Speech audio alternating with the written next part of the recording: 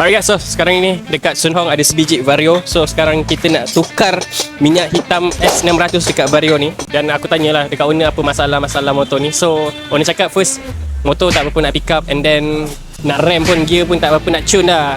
Slow-slow sikit lah macam tu orang cakap. Tapi aku ada tanya kat sebelum ni pernah pakai minyak hitam dashboard lah. And then dia ada cakap pernah pakai, tapi untuk minyak hitam yang version yang lama punya lah. Ya apa benda tadi pun tak ingat. So owner pun tak tahu dia pakai minyak hitam dash oil yang mana. So aku pun tak adalah nak tanya banyak kan. Tapi hari ni kita nak cantikkan motor ni macam mana. Let's go.